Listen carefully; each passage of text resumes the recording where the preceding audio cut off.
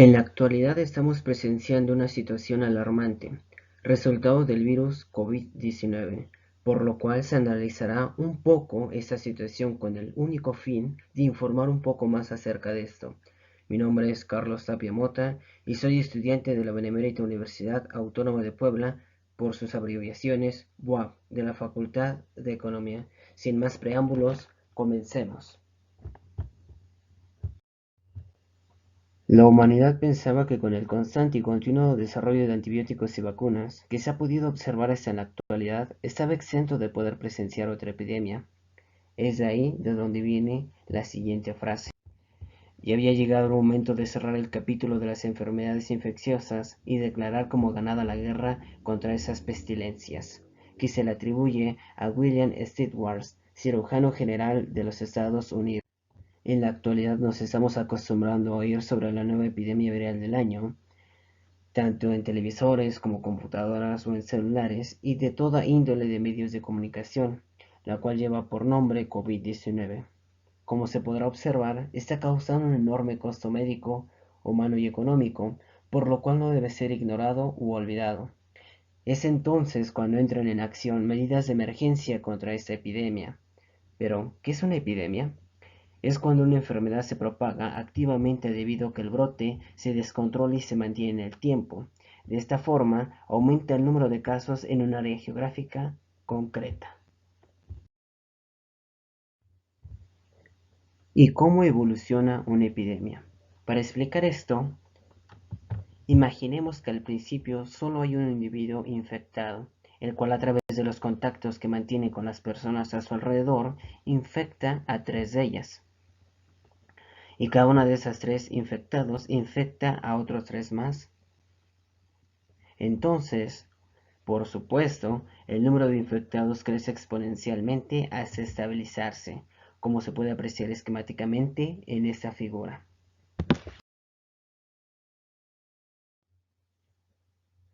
Para explicar un poco más, se tomaron datos de México durante la reciente epidemia por coronavirus.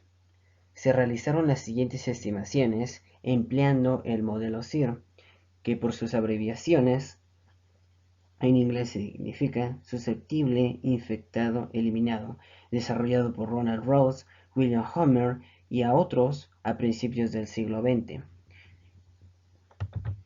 En esta podemos observar cómo el número de infectados, que es la rayeta, que es la línea roja, crece exponencialmente hasta alcanzar un punto máximo donde se estabiliza y en cual empieza a decrecer.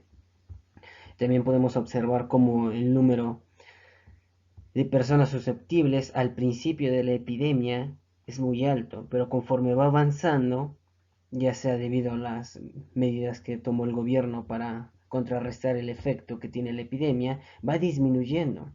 Y en cambio, los recuperados pronósticos pues al principio son muy nulos y como va avanzando el tiempo, pues vemos cómo van creciendo exponencialmente hasta que se pueden estabilizar. También podemos apreciar un poco más de la tasa de mortalidad pronosticada, el cual al principio pues es nula casi, después en un momento se alcanza a distinguir cómo aumenta un poquito hasta que se estabiliza. Todas estas predicciones son resultado del modelo que se empleó, el cual lleva por nombre SIR.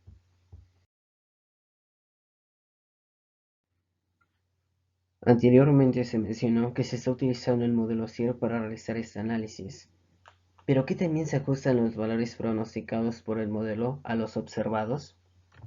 En esta gráfica podemos observar que se encuentran dos líneas, la cual la línea punteada representa a los infectados pronosticados por el modelo, mientras que la línea azul representa a los infectados observados en la vida real. Como bien es posible observar, las dos líneas crecen, mientras que la línea infectada, bueno, los pronosticados por el modelo crece exponencialmente. Se puede notar que la línea azul, que son los observados en la vida real, crece con menos intensidad.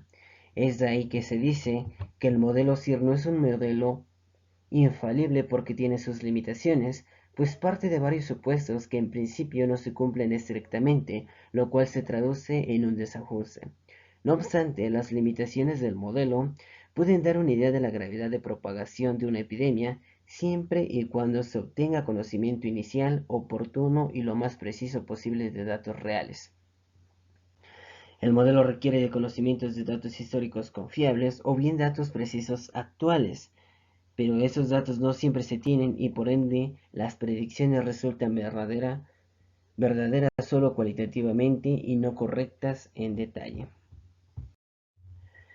El modelo CIR estimó que el 18 de marzo de 2020 se alcanzará el número máximo de infectados con un total de 656.818.074 personas infectadas, de las cuales requerirán hospitalización solo el 10% de ellas, que serían 65.681 personas.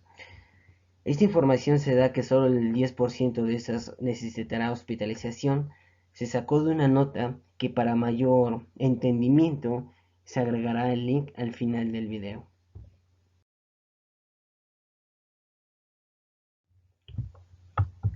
El modelo CIR indica que habrá 12 muertes como máximo en un día, el cual contempla solo hasta la fecha, el 21 de marzo de 2020, debido a que es hasta ahí donde se tiene conocimiento de los datos reales observados.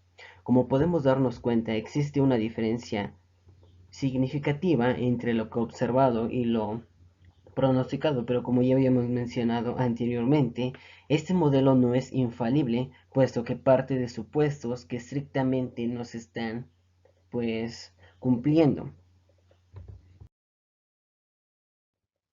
Como hemos podido observar, la epidemia ha causado que muchas personas sean susceptibles a contraer el virus COVID-19, o en su defecto, que estén contagiadas por el virus, lo cual es necesario que obtengan atención médica. Como se menciona al principio de este video, la epidemia actual está causando enormes costos tanto médicos como humanos y económicos. Por tal motivo, es necesario que evaluemos los recursos humanos e infraestructura del sector público para así tener una noción clara de cuál es la capacidad de México para afrontar esta contingencia. Entonces, ¿cuáles son los retos para México?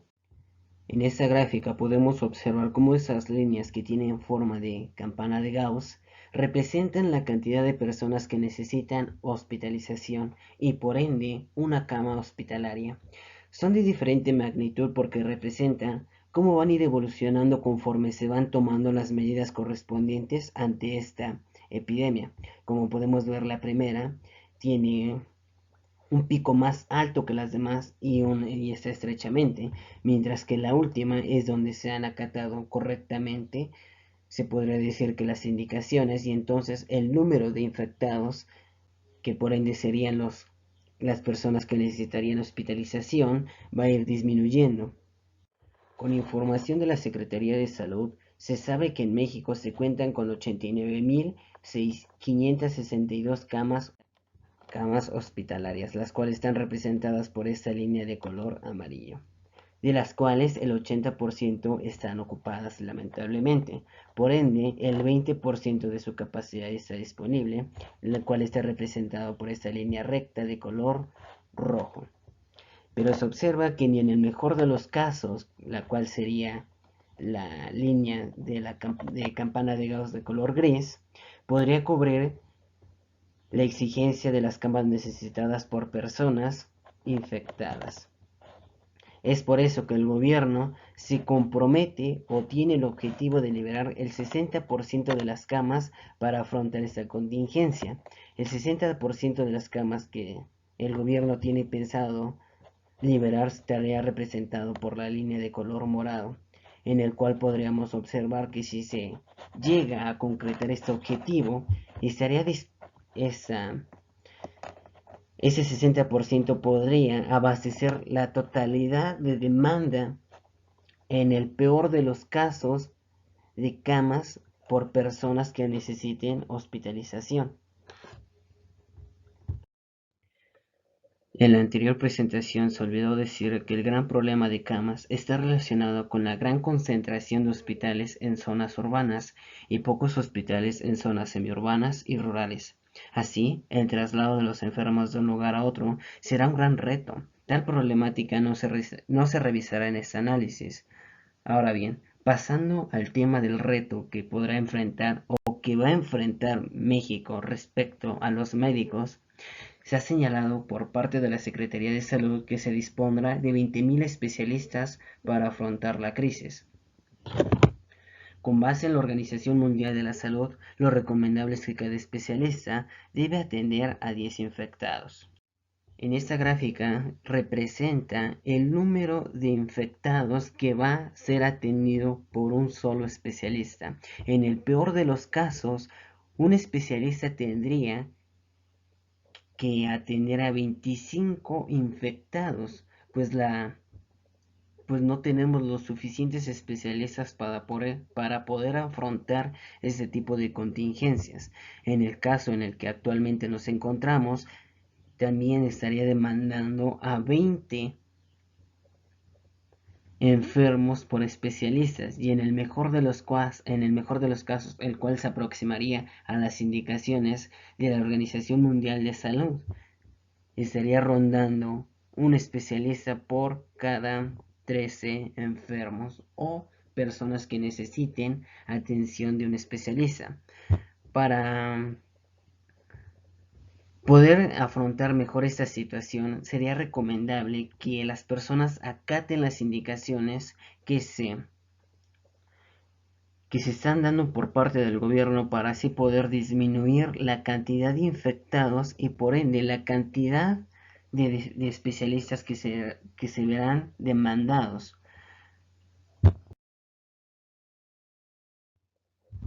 Pasamos al tema de los respiradores.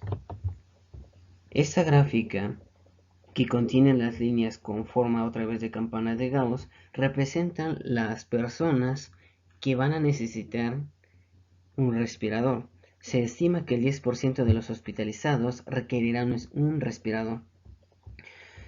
Como ya habíamos mencionado, estos representan la evolución que van a ir teniendo conforme vaya pasando el tiempo o conforme se vayan acatando las indicaciones. También se sabe que los respiradores son un equipo importante para la contingencia, pero en México el sistema de salud solo cuenta con 2050 respiradores, los cuales están representados por la línea de color amarillo.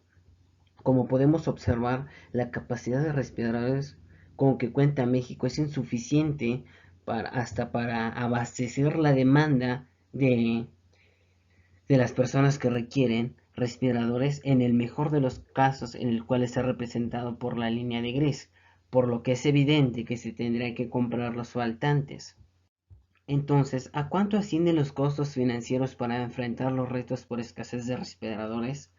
Si se sabe que los respiradores hospitalarios, también conocidos como ventiladores, tienen un costo en el mercado de 12.000 euros, con base en las estimaciones que realizamos en el modelo CIR, en el primer escenario faltarían 2.429 respiradores y su precio total para ser adquirido sería de aproximadamente 29 millones de euros. En el segundo caso, se necesitarían 1.371 respiradores y su precio total para adquirirlos sería de aproximadamente 16 millones de euros. En el tercer caso, en el cual es el mejor, se faltarían 92 respiradores y su costo total sería de aproximadamente 1 millón de euros, por lo que se puede apreciar que en gran problema a enfrentarse será el de la falta de equipo médico potencialmente y también de medicamentos. En las últimas semanas, el gobierno ha puesto en marcha algunas medidas para contrarrestar la epidemia, como es el caso de reducir el contacto social de las personas a través de una cuarentena voluntaria. Al reducir el contacto social que mantienen las personas, disminuye la probabilidad de que puedan ser contagiadas por una persona que se tenga el virus COVID-19. En esta gráfica se presentan tres líneas diferentes para tres escenarios diferentes. De acuerdo a los parámetros que se le van implementando al modelo CIR, es como va a ir variando la línea.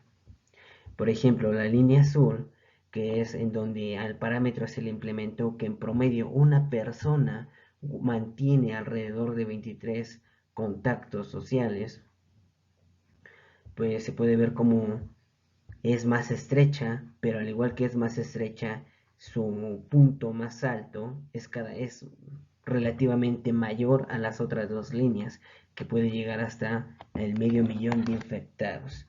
En la siguiente línea, que es la naranja, al modelo CIR se le implementó que en promedio una persona guarda alrededor de 19 contactos sociales. Podemos ver que la línea cada vez es un poco más ancha y va disminuyendo conforme va aumentando y llega a un total de 400.000. La última línea es donde se le implementó que una persona en promedio guarda o mantiene alrededor de 15 contactos sociales, pues podemos ver cómo la línea guarda la misma tendencia que las otras, pero su diferencia es que su punto más alto es mucho menor al de las demás, que está en promedio como que varía entre el rango de 200.000 y 300.000 infectados.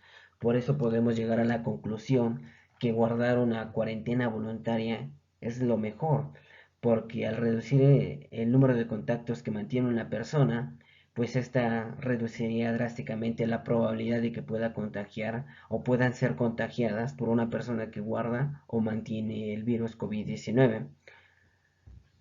Es por ende que llegamos a la conclusión que una cuarentena voluntaria es la correcta. Y ahí se desprenden que las personas que necesitan hospitalización y la tasa de mortalidad también tiende a disminuir, pues todas estas se desprenden del número de personas que son infectadas. Ya que si esto no funciona de manera voluntaria, pues tendría que intervenir el gobierno de alguna manera un poco más drásticamente para que puedan pues acatar las instrucciones de que las personas se mantengan en cuarentena, como sería poniéndoles una sanción a las personas que no guardan la cuarentena voluntaria. Uno de los grandes problemas en México es la insuficiente inversión en salud, la cual se ha reducido en los últimos 20 años, lo cual lo vemos observado en la falta de médicos, equipo y medicamento. Como es sabido, la tasa de mortalidad de la actual epidemia está altamente relacionada con la inversión en salud y el tamaño de los infectados que requieren hospitalización. Entonces, ¿cuál es el nivel de tasa de mortalidad esperada en México con el actual nivel de gasto en salud? En esta gráfica podemos observar los diferentes niveles de las tasas de mortalidad que podemos esperar para los diferentes cantidades de gasto en salud por paciente. Como podemos observar, esta línea representa cuando hay el mismo gasto, pero cuando hay diferentes enfermos. Esa línea representa cuando hay 50.000 enfermos. Como podemos ver, la tasa de mortalidad es más alta que las demás.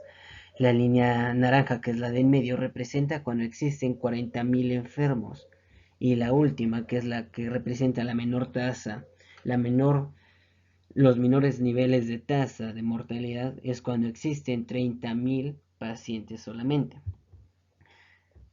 En términos cuantitativos, el sistema de salud mexicano podría emplear aproximadamente 13.000 pesos por paciente de coronavirus, lo cual se traduciría en $530.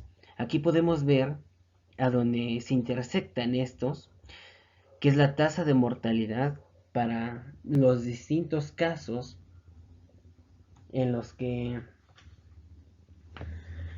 en los la tasa de mortalidad para el primer escenario sería de 4.77,6% y se considera que existen 50.000 pacientes.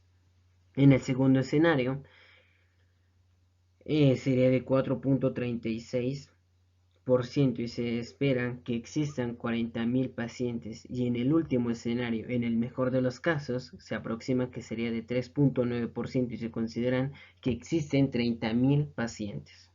Todos estos niveles de porcentaje de la tasa de mortalidad están basados en un presupuesto en México de 1.000 millones de pesos, que es absurdo en contraste en lo que pasa en Japón, en donde se invirtió aproximadamente $3.500 por paciente de coronavirus. Para reducir el tamaño de la población susceptible durante una epidemia, el gobierno podría implementar una campaña de vacunación.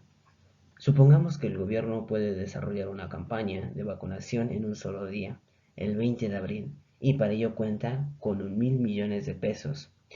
Cabe resaltar que, tomando en cuenta que el costo de cada vacuna asciende a $45 y el costo de llevar la vacuna a los beneficiarios es de 300 pesos, con lo que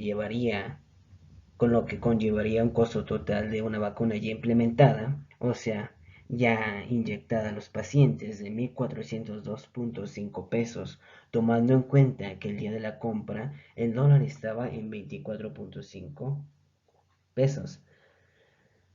En esta gráfica, se puede observar dos líneas que representan la población infectada. La línea azul es lo que representa el número de la población infectada antes de la vacunación, que sería más o menos por acá cuando se implementa la campaña de vacunación. Como podemos ver, la tendencia es casi la misma, pero un día después de que se hace la campaña de vacunación y se implementan las inyecciones, bueno, las vacunas, podemos ver cómo se va perdiendo esa tendencia al alza y va disminuyendo, con lo cual se podría decir que la campaña es costosa, pero no tiene precio al ver los resultados que arroja el modelo, puesto que se ve claramente que la campaña de vacunación que con la campaña de vacunación disminuiría drásticamente la población infectada, con lo cual pues evitaría muchos posibles contagios.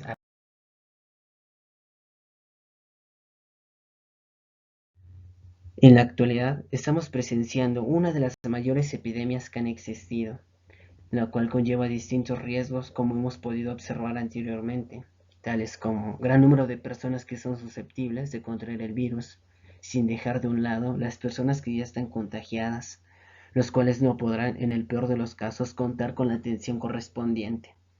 Eso porque México ha dejado de un lado la inversión en salud y puesto por delante otras cosas menos importantes. A raíz de esto, se puede observar que no contamos con los equipos suficientes como camas, respiradores y mucho menos con especialistas que puedan hacer frente a esta contingencia, sin hablar de los daños colaterales que conlleva esa gran epidemia, como el desempleo, la inseguridad que es a raíz del desempleo, con lo que no me queda más que aconsejar que se acaten todas las decisiones que tome el gobierno respecto al cuidado de nuestra vida, como es la cuarentena voluntaria. Como ya se observó, es efectiva, ya que al reducir el número de contactos que existen entre las personas, disminuye la fuerza de propagación de la epidemia. Sin más por el momento, cuídense.